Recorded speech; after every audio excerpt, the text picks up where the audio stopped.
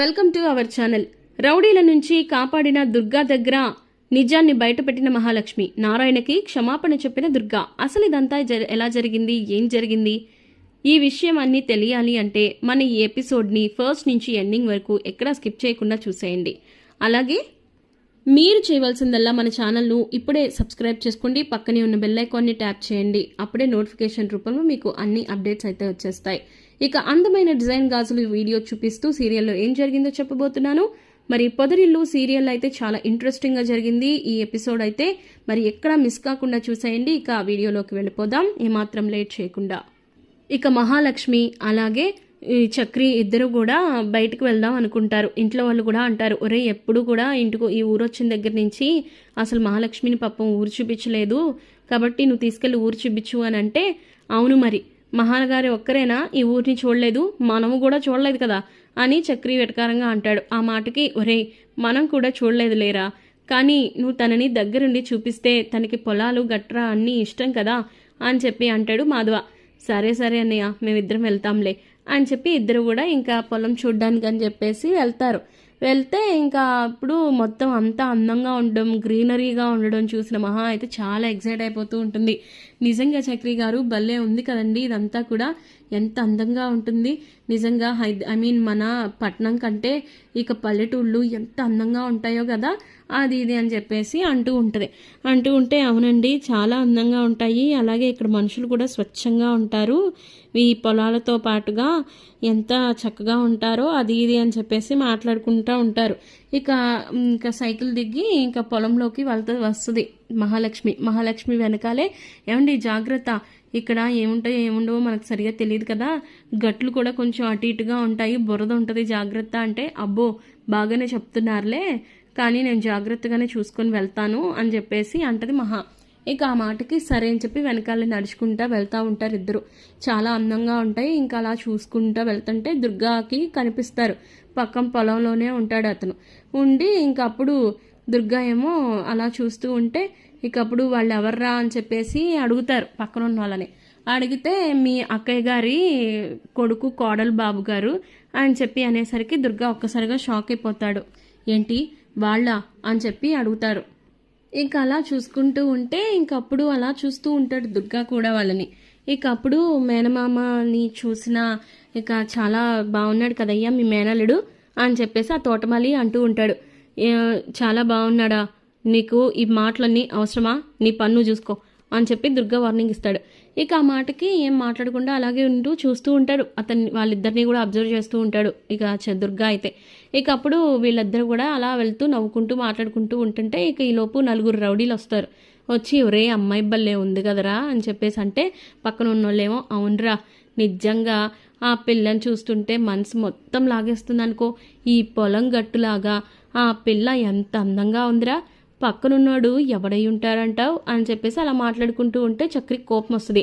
చక్రికి కోపం వచ్చేసరికి మహాలక్ష్మికి కూడా భయమేసి ఇంకా చక్రి కొంచెం గొడవకి వెళ్ళబోతుంటే, ఏమండి ప్లీజ్ వద్దు, వాళ్ళతో గొడవ పడద్దు, ఇది మన ఊరు కాదు, మన ప్లేస్ కూడా కాదు, మనం ఇక్కడ ఎవరికి కూడా ఏం తెలీదు, మనం మంచి చెప్పాలని ట్రై చేసినా అదుటి వాళ్ళు తప్పుగానే తీసుకుంటారు, కాబట్టి మీరు వాళ్ళతో గొడవ పడద్దు, వదిలేయండి, ఇలా మాట్లాడే వాళ్ళు ఎంతో మంది ఉంటూనే ఉంటారు అని చెప్పేసి అంటా ఉంటుంది. ఇంకా మహాలక్ష్మి అయితే సరే మహా ఆపింది కదా అని చెప్పేసి ఇంకా ఆగిపోతాడు కొంచెం ఒకసారి అయితే.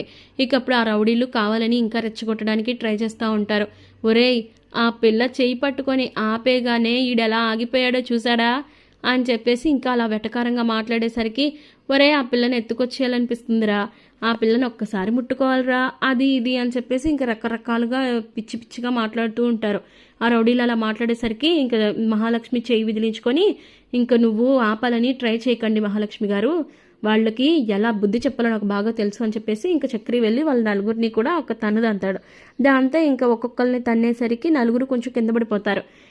చక్రి ఏమో ఇద్దరితో ఫైట్ చేస్తుంటే ఇద్దరు వచ్చేసి ఇంకా అలా కొడటానికి ట్రై చేస్తూ ఉంటారు. అలా ఫైటింగ్ జరుగుతూ ఉంటే తోటమాలేమో, చూసారా బాబు గారు, నీ మేనల్లుడికి మీలాగే విపరీతమైన కోపం అనుకుంటా, చూసారా తన భార్యని ఒక్క మాట అనగానే ఎంత రౌషంతో పౌరుషంతో వాళ్ళ మీదకి వెళ్ళిపోయాడో, ఎంతన్నా మేనమామ పోలికలు పోతాయా ఏంటి, రక్త సంబంధం బాబు, రక్త సంబంధం అంత తేలిగ్గా వదులుకుంటదా, మీరు వదులుకున్నా ఇక రక్తం ఊరుకోదు కదా, ఉరకలు వేస్తూ ఉంటుంది.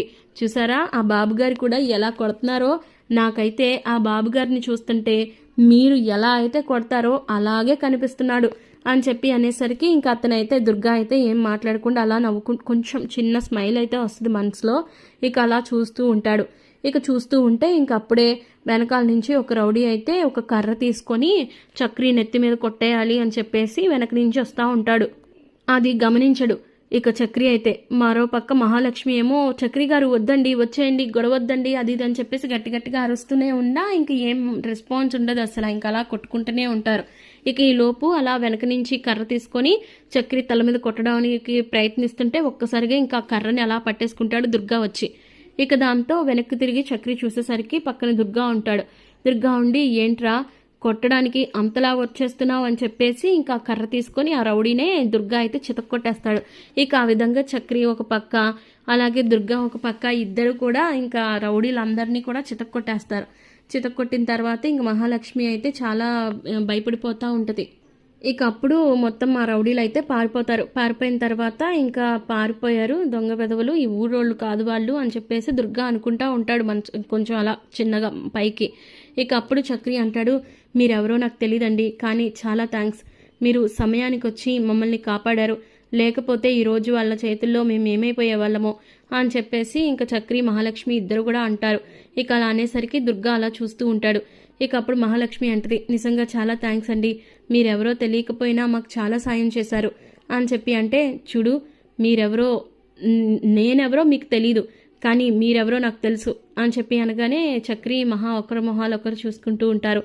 చూడు నువ్వు నేను ఒకటే అని నీకు తెలీదేమో, నాకు తెలుసు, నువ్వు నా రక్తానివి, అందుకే నిన్ను వాళ్ళు అలా కొడుతుంటే చూడలేక వచ్చి కొట్టాను, అంతేగాని ఇంకేం సంబంధం లేదనుకుంటున్నావేమో అని చెప్పేసి అలా అంటూ ఉంటే, నేను మీ రక్తాన్నా, మీరేమంటున్నారో నాకు అర్థం కావట్లేదండి అని చెప్పేసి అంటూ ఉంటాడు. ఇక చక్రి అయితే, నువ్వు తెలుసుకున్నా తెలుసుకోకపోయినా నాకు ఒరిగేదేమీ లేదు, కాకపోతే నిన్ను కొడుతుంటే చూస్తూ ఊరుకలేక వచ్చాను, ఎందుకంటే నువ్వు నా అక్క కొడుకువి అని చెప్పి అనగానే చక్రి మహాలక్ష్మి ఇద్దరు ఒకరికొకరు చూసుకుంటూ ఉంటారు. ఇక అప్పుడు ఇంకా దుర్గా మాట్లాడుతూ, నువ్వు నా మేనల్లుడు కాబట్టి నీ మీద ఎవడన్నా చెయ్యేస్తే ఆడి చెయ్యి ఇరిగిపోయేదాకా వదిలిపెట్టను, అందుకే వెంటనే వచ్చాను. కానీ మీకు నేనెవరో తెలియదు కదా, ఇదే కదా మా కర్మ అని చెప్పేసి బాధపడుతున్నట్టు మాట్లాడుతూ ఉంటాడు దుర్గా.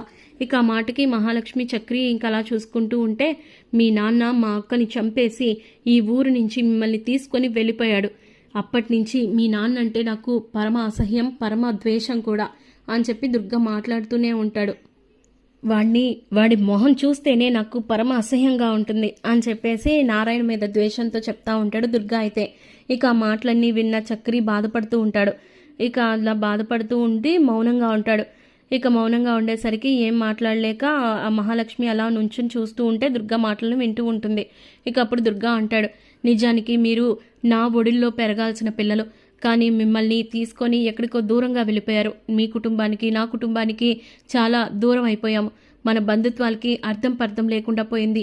నా అక్క పిల్లల్ని ఎంతో గారాబంగా చూసుకోవాలనుకున్నాను, ఎంతో దర్జాగా పెంచాలి అనుకున్నాను, కానీ మిమ్మల్ని మీ పరిస్థితిని చూస్తుంటే ఇప్పుడు మిమ్మల్ని మీ నాన్న ఏ స్థితిలో పెంచాడో నాకు అర్థమవుతుంది అని చెప్పేసి దుర్గా అలా బాధపడుతున్నట్లుగా గంభీరంగా మాట్లాడుతూ ఉంటాడు. ఇక అలా మాట్లాడుతూ ఉండేసరికి చక్రి ఏం మాట్లాడు. ఇక అలా మీ నాన్నని ఎప్పుడో కానీ నేనే చంపేస్తాను అది ఇది అని చెప్పేసి అలా మాట్లాడుతూ ఉంటాడు.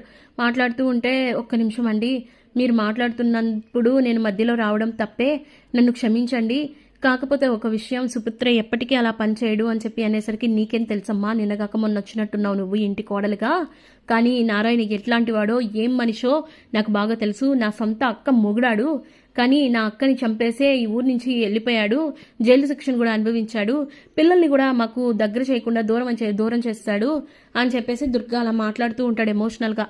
ఇక అప్పుడు అలా మహాలక్ష్మి అంటది, లేదండి, నేను సుపుత్రని అడిగాను, అసలు ఎందుకు నువ్వు ఈ కుటుంబానికి అంత ద్రోహం చేశావని కూడా అడిగాను.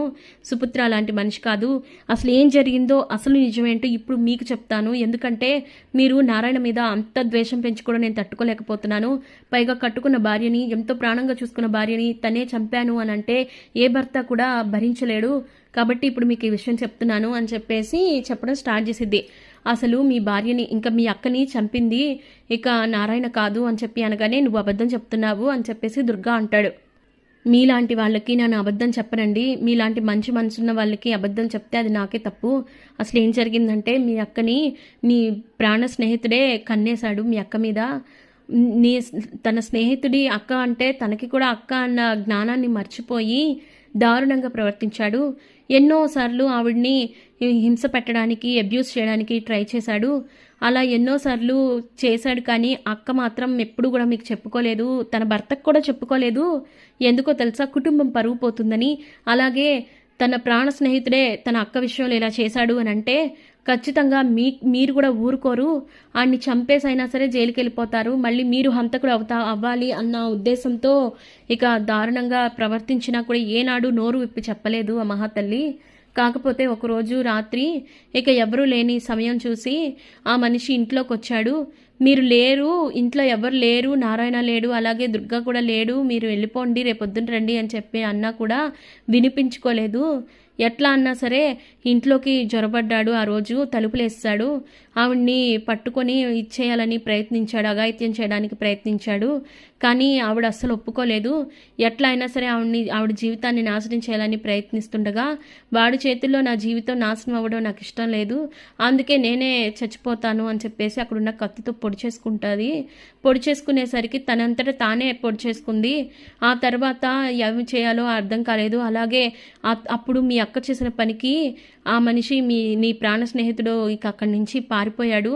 ఆ తర్వాత ప్రాణాలతో పోరాడుతూ గిలగిల్లాడుతూ ఉంటే కరెక్ట్గా నారాయణ వచ్చి చూసేసరికి ఇంకప్పుడు ఆ మనిషి ఇంకలా ప్రాణాలతో కొట్టుకుంటుంటే తన భార్యని అడిగితే మొత్తం నిజం చెప్పింది. ఇలా నా తమ్ముడి ప్రాణ స్నేహితుడే నన్ను ఇలా చేయడానికి ప్రయత్నించాడు, వాడి చేతిలో నా జీవితం నాశనం అవ్వడానికి వీల్లేదని నేనే పొడి చేసుకున్నానండి, నన్ను క్షమించండి, పిల్లల్ని జాగ్రత్తగా చూసుకోండి అని చెప్పి తనతో చెప్పింది నారాయణతో. సరిగ్గా అప్పుడు ఆ అబ్బా అన్ని బాధపడుతుంటే ఇక కత్తిని బయటికి లాగడానికి మాత్రమే ఈ నారాయణ అప్పుడు కత్తిని బయటికి లాగాడు. సరిగ్గా అదే టైంలో ఇంకా నీ అక్క ప్రాణము పోయింది, అలాగే నువ్వు వచ్చావు సరైన టైంకి. అప్పుడు నారాయణ అలా కత్తి లాగడాన్ని చూసి నారాయణే తన భార్యని చంపేశాడు అని చెప్పి మీరు అందరూ అనుకున్నారు. కట్టుకున్న భార్య ఇలాగా తన ఒక యదవ్ వల్ల ఇలాగ అయిపోయింది, ఇలా చేసుకుంది, కడుపులో గుచ్చేసుకుంది, ప్రాణాలు తీసుకోవాలని చూసింది అని చెప్పేసి ఎవరికి చెప్పుకోలేకపోయాడు. ఎందుకంటే అప్పటికే జరగాల్సిన నష్టం జరిగిపోయింది. ఇప్పుడు ఈ విషయం బయటకు వస్తే ఖచ్చితంగా ఇంటి పరువుతో పాటు తన భార్య పరువు కూడా పోతుంది. ఎందుకంటే తనకు అసలుకే ఇప్పటికే పిల్లలు ఉన్నారు. పైగా దుర్గా విషయంలో చాలా ఇదిగా ఉంటాడు. తన అక్క ప్రాణాలు తీయడానికి ప్రయత్నించింది తన ప్రాణ స్నేహితుడే అని తెలిస్తే తనెక్కడ హంతకుడయ్యి చంపేసి హంతకుడయ్యి జైలుకి వెళ్తాడోనని భయపడి ఆ నేరాన్ని తన మీదే వేసుకున్నాడు. ఎందుకంటే తనకు ఆల్రెడీ భార్య పోయింది. కానీ ఇప్పుడు దుర్గ జీవితం నాశనం అయిపోతే తన కుటుంబం రోడ్డున పడుతుంది అన్న ఉద్దేశంతో ఇక తను నారాయణ ఏమాత్రం బయటకు చెప్పలేదు. అందుకే మౌనంగా ఉండిపోయాడు. సమాజం, ఈ ఊరు అన్నీ కూడా అందరూ కూడా తన భార్యని తనే చంపాడు అన్న నిందని మోసాడు ఇన్నాళ్ళు కూడా. తన బంధువులే కాదు, ఇంట్లో వాళ్లే కాదు, బయట వాళ్ళు కాదు, తన సొంత కొడుకులు కూడా తన తల్లిని చంపావు అని చెప్పి దూషిస్తూ ఉంటే ఎన్నోసార్లు మౌనంగా అలాగే రోధిస్తూ భరించాడు తప్ప ఏనాడు బయట చెప్పలేదు. అలాంటి గొప్ప మనసున్న మనిషి అయ్యా నా సుపుత్రుడు నారాయణ అని చెప్పేసి ఇంకా అలా బాగా ఎమోషనల్గా మాట్లాడుతూ ఉంటుంది మహాలక్ష్మి. అయితే ఇక ఆ మాటలకి దుర్గా కళ్ళల్లో నుంచి నీళ్ళు వచ్చేస్తూ ఉంటాయి. అలాగే చక్రి కూడా బాధపడుతూ ఉంటాడు. ఏంటి మహాగారు మీరు అనేది, ఇంతలాగా మా నాన్న ఇచ్చేశాడా అంటే అవునండి చక్రి గారు, ఇన్నాళ్ళు మీ నాన్నగారు ఈ మనసులో ఎంతో ఈ భారాన్ని మోసారు, నాతో చెప్పుకున్నారు, నేనే అడిగాను అని చెప్పేసి అంటే ఇంకప్పుడు మొత్తం నిజం తెలుసుకున్న దుర్గా అయితే కోపంతో ఊగిపోతాడు. నిజంగా ఇదంతా నిజమే అయితే ఆ కనకరాజుని ఎట్టి పరిస్థితుల్లోనూ వదిలిపెట్టను అని చెప్పేసి మహాతో చెప్పి ఇంకా కోపంగా వెళ్ళిపోతాడు. వెళ్ళిపోయిన తర్వాత ఇంకా చక్రి ఏమో భయపడతాడు. అమ్మో ఇప్పుడు మరి మేనమామకి తెలిస్తే ఈ విషయంలో మరి అతన్ని బతికించుతాడా అంటే ఇక ఏముందిలేండి చూద్దాము, ఏం జరిగితే అది జరుగుద్ది, మనం కూడా వెళ్దామని చెప్పేసి మహా అంటది. ఇక ఆ తర్వాత ఎంక్వైరీ చేపిస్తాడు. ఇలాగా డైరెక్ట్గా వెళ్ళిపోతాడు ఇంకా కనకరాజు దగ్గరికి వెళ్ళి దుర్గా కత్తి పెడతాడు గొంతు మీద. చెప్పు, నా అక్కని చంపింది నువ్వేనా అంటే లేదురా నేనేం చేయలేదు, నాకేం తెలీదు అని అంటే లేదురా, నేను అన్ని విషయాలు తెలుసుకున్నాను. ఇన్నాళ్ళు నిన్ను నమ్మి నేను మోసపోయాను. నా అక్క చావుకు కారణమైన నిన్ను ప్రాణాలతో వదిలిపెట్టను. చెప్పు, లేకపోతే ఈ కత్తి నీ గొంతులోకి దిగిపోద్ది అని చెప్పేసి అంటాడు. లేదు, నాకేం తెలీదు అంటే, చెప్తావా లేదా అని చెప్పేసి కొంచెం గొంతు దగ్గర కత్తి పెట్టి ఇంకా బెదిరిస్తారు డీప్గా. దుర్గా అలా చేసేటప్పటికి ఇంకప్పుడు చెప్పేస్తాను, అవునరా, నేను మీ అక్క మీద ఇచ్చేసాను, తనని చాలాసార్లు ఇబ్బంది పెట్టాను, కానీ ఆవిడ నీ గురించి ఆలోచించి, తన భర్త గురించి ఆలోచించి ఎప్పుడూ కూడా బయట పెట్టలేదు. కానీ ఎప్పుడైతే నేను మీ ఇంట్లో ఎవరు లేరని తెలుసుకుని ఇంటికి వెళ్ళాను ఆ రోజు నేను వెళ్ళి ఇబ్బంది పెట్టడానికి ట్రై చేశాను. నా సొంతం కమ్మని ఎంతో బతిమలాడాను, కానీ ఒప్పుకోలేదు. అందుకే బలవంతం చేయబోయాను. అప్పుడు నాకు ఏం చేయాలో అర్థం కాలేదురా. కాకపోతే మీ అక్క మాత్రం నేను ఎవరికి దక్కను, నేను చచ్చిపోతాను అని చెప్పేసి ఆ పక్కనే ఉన్న కత్తిని తీసుకొని కడుపులో పొడుచుకుంది. తనంతట తానే పొడి చేసుకుందిరా, నాకేం సంబంధం లేదు, నేనేం చేయలేదురా అని చెప్పేసి అంటూ ఉంటే ఇంకప్పుడు నాకు భయం వేసింది. ఆవిడ అలా పొడుచుకునేసరికి ఏం చేయాలో తెలియలేదు. అందుకే అక్కడి నుంచి పారిపోయాను. సరిగ్గా అప్పుడే నారాయణ ఎదురుపడ్డాడు. నాకేం చేయాలో అర్థం కాలేదు, అందుకే నేను పారిపోయానురా. ఆ తర్వాత మరి ఏం జరిగిందో నాకు తెలీదు, కానీ అందరూ కూడా నారాయణే తన భార్యని చంపేశాడు అని చెప్పేసి అనుకున్నారు. నేను ఇంకేం మాట్లాడకుండా అలా ఉండిపోయాను. ఆ తర్వాత నువ్వు కూడా నీ బావే తప్పు చేశాడని, నీ బావే ఇంకా తన భార్యని చంపేసుకున్నాడని నువ్వు కూడా బాధపడ్డావు. అమ్మయ్య, పోన్లే, నా మీదకి రాలేదు కదా అని నేను సైలెంట్గా అయిపోయాను అని చెప్పేసి మొత్తం నిజం చెప్పేస్తాడు కనకరాజు అయితే. ఇక ఆ మాటలకి ఇచ్చి నీలాంటోడిని నమ్మి నా బావని నేను ఎంతలాగా ద్వేషించాను, ఎన్నో మాటలు అన్నాను. ఈ ఊరంతా కూడా వాళ్ళని వెళ్ళేసింది. నా బావ అలా వెళ్ళిపోయాడు, నాకు చాలా బాధగా ఉందిరా, నిన్ను మాత్రం ఊరికినే వదిలిపెట్టను అని చెప్పేసి ఇంకా కొడతాడు. కొట్టేసరికి ఇంకా ఇదిలో నన్ను క్షమించరా, ప్లీజ్ రా, వదిలేరా అని చెప్పేసి ఇంకా అలా బతిమలాడుకుంటా ఉంటాడు.